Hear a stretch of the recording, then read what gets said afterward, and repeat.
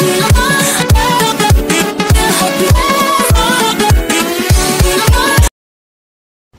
Morning student. आज हम लोग पढ़ेंगे हिंदी का दूसरा अध्याय चीनू चीटी।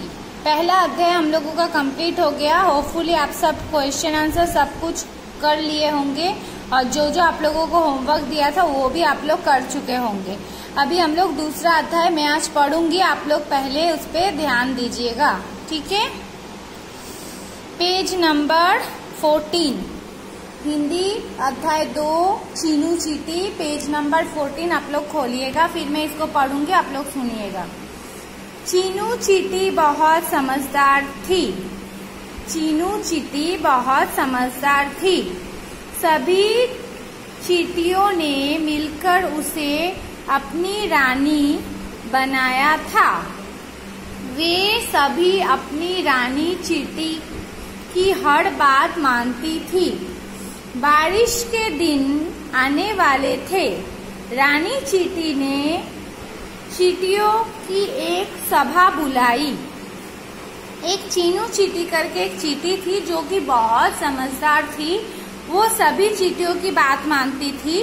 अब क्या हुआ, बारिश का मौसम आने वाला था तो उसने एक सभा बुलाया, क्योंकि वो सब चींटियों की रानी थी, इसीलिए उसने एक सभा बुलाया। रानी चींटी ने सबसे कहा, प्यारे चींटियों, बारिश के दिन आने वाली है, इसलिए हम सबको अपना भोजन इकट्ठा कर लेना चाहिए ताकि तब हमें इधर उधर भटकना ना पड़े। तो उसने क्या बोला कि अभी तो बारिश का मौसम आने वाला है, फिर बारिश में हम कोई निकल नहीं पाएंगे, तो हमें खाने का चीज इकट्ठा कर लेना चाहिए कि बारिश के दिनों में हमें कहीं इधर उधर नहीं जाना पड़े। सभी चींटियां रानी चींटी की बात सुनकर भोजन इकट्ठा करने के लिए निकल पड़े। तभी रानी चींटी का बात सबने मान लिया और मान के अपना अपना खाने के संधान में निकल पड़े। पर रोमी चींटी वही बैठी रही और एक चींटी थी, उसका नाम थी रोमी, वो वहीं पे बैठे रहे, वो नहीं गए। रानी चींटी ने देखा रोमी के पैर में चोट लगी हुई है। तभी रानी चींटी ने क्या देखा कि रोमी चींटी के पैर में लगा है। वो रोमी के पास गए। तभी वो रोमी के पास गए। फिर दूसरे पेज में आ जाइए, पेज नंबर 15। रोमी रोते हुए बोली, मैं भोजन इकट्ठा कैसे कर पाऊंगी।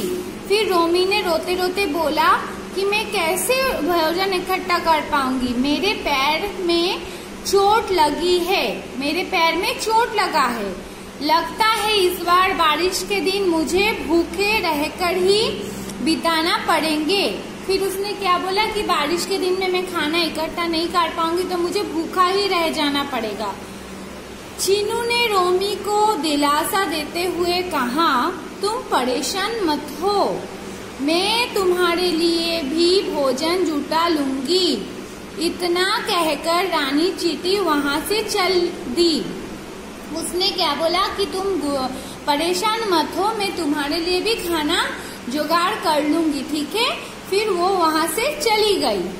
भोजन की तलाश में भटकते हुए उसने मिस्री के एक बड़े से डाले को जमीन पर पड़ा देखा। भोजन की तलाश में जब वो घूम रहे थे तब उसने एक मिस्री का बड़ा डाला देखा, जमीन पे पड़ा था।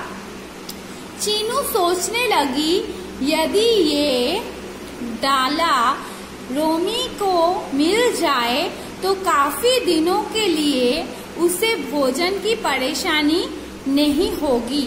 फिर उसने क्या सोचा, ये डाला अगर रोमी को मैं दे पाऊंगा तो रोमी को बहुत दिन से भोजन का परेशानी नहीं होगा।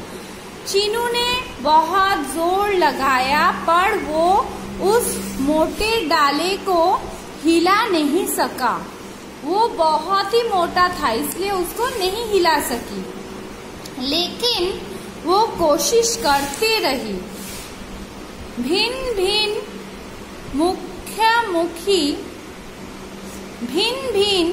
मधुमक्खी चीनू चींटी को देख रही थी।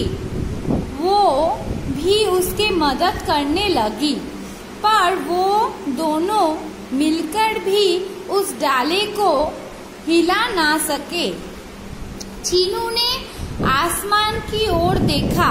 काले काले बादल छाने लगे थे। लग रहा था जल्दी ही बारिश होने वाली है। ना पेज को टर्न करिए, page number 16। Okay, last page. लगता है मिस्री का डाला रोमी तक नहीं पहुंच पाएगा। यही बारिश के पानी में गल जाएगा। चीनू उदास होकर बोला। चीनू ने क्या बोला कि ये बारिश आएगा तो ये मिस्री ऐसे ही गल जाएगा, तो ये रोमी तक मैं नहीं पहुंचा पाऊंगा। भिन्न भिन्न मधुमक्खी तेजी से उड़कर गई और कुछ और चींटियों को चीनू की मदद के लिए बुला लाई। सबने मिलकर उस डाले को धकला और धकलते हुए रोमी चींटी के घर तक ले गई। तब सब मिलके उसको ठेल के रोमी चींटी के घर पे ले गए। रानी चींटी ने भिन्न भिन्न मधुमक्खी और अन्य चींटियों से कहा, आप सबका बहुत बहुत धन्यवाद। आप सबके कारण ही आज हम रोमी की मदद कर पाए हैं। मिलकर कोई भी काम किया जाए तो सब मुश्किल दूर हो जाती है। रोमी ने भी चीनू, रानी चींटी और बाकी सभी का धन्यवाद किया। सभी चींटियां अपने रानी चीनू की प्रशंसा कर रही थी और चीनू किसी की मदद करके बहुत खुश थी। ओके, तो इससे हम लोगों को इस कहानी से क्या सबक मिला, क्या पता चला कि हमेशा मिलजुल के काम करना चाहिए। आप मिलजुल के काम करोगे तो आपको जल्दी उसमें सफलता मिलेगी। अकेले करोगे तो उसमें सफलता मिलने में टाइम लगता है। ठीक है, तो ये कहानी आप लोगों को मैंने पढ़ के सुनाया।